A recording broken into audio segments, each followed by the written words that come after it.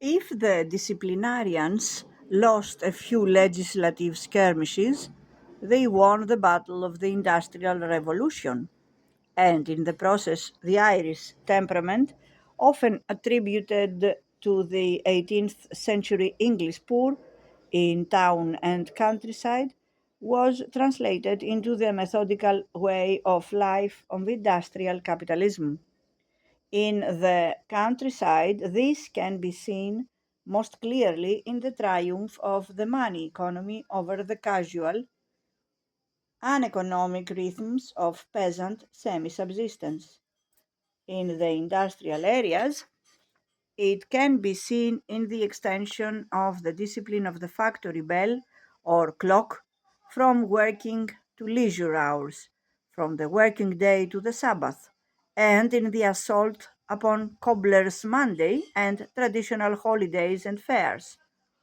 Although the economic functions of the 18th century fair were still of great importance, annual hirings, horse and cattle fairs, sale of miscellaneous commodities, we should not forget their equal importance in the cultural life of the poor. Still in the early days of the Industrial Revolution, the working man's year was made up of cycles of hardship and short commons, punctuated with feast days when drink and meat were more plentiful. Luxuries like oranges and ribbons were bought for the children. Dancing, courtship, convivial visiting, and sports took place. Until late in the 19th century, there was still a network of fairs held throughout the country, many of which authority tried in vain to limit or proscribe, at which a fraternity of peddlers, card sharpers, real or pretended gypsies, ballad mongers, and hawkers were in attendance. A Northumberland diarist of 1750 describes Whit Monday, went to Carton Sports, a saddle, bridle, whip, etc., all to be galloped for. Abundance of young men and women diverted themselves with the game or pastime here that they call losing their suppers, and after all they ended their recreation with carousing at the alehouses and yemen, kissing and towing away most of the night with their mistresses. 3 weeks later, there was the Leberstone sport. A copper pan was played for at quoits. There was also a dove neatly decked and adorned with ribbons of divers colors and other fine trappings, which was danced for by the country girls. In 1783, a Bolton magistrate complained that at a time when oatmeal was selling at 2 guineas a load, there was so little appearance of want in this township that one evening I met a very large procession of young men and women with fiddles, garlands, and other ostentation of rural finery, dancing Morris dances in the highway merely to celebrate an idle anniversary, or what they had been pleased to call for a year or two a fair at a paltry thatched alehouse upon the neighboring common.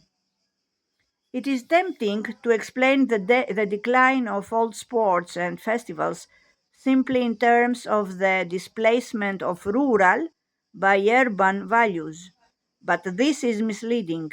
The more robust entertainments, whether in their ugly form of animal baiting and pugilism, or in more convivial festivities, were as often or more often to be found in the 18th century in London or the great towns as in the countryside.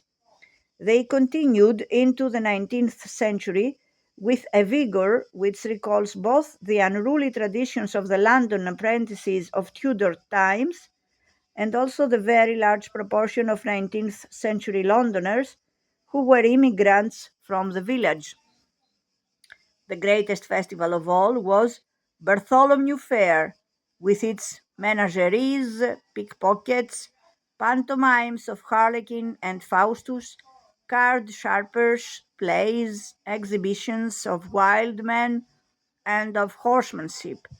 In 1825, the Trades newspaper complained, "For weeks previous it is announced from the pulpit and the press, and stories are raked up of apprentices led away from the paths of honesty, of ruined maids, of all work, of broken heads and brawlings."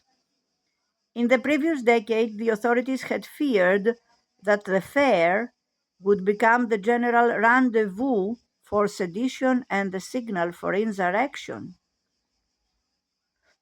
On the other hand, the Industrial Revolution, which drained the countryside of some of its industries and destroyed the balance between rural and urban life, created also in our own minds an image of rural isolation and idiocy. The urban culture of 18th century England was more rural in its customary connotations, while the rural culture was more rich than we often suppose. It is a great error to suppose, Cobbett insisted, that people are rendered stupid by remaining always in the same place. And most of the new industrial towns did not so much displace the countryside as grow over it. The most common industrial configuration of the early 19th century was a commercial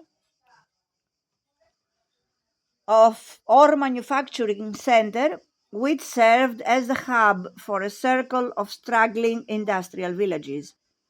As the villages became suburbs and the farmlands were covered over with brick, so the great conurbations of the late 19th century were formed.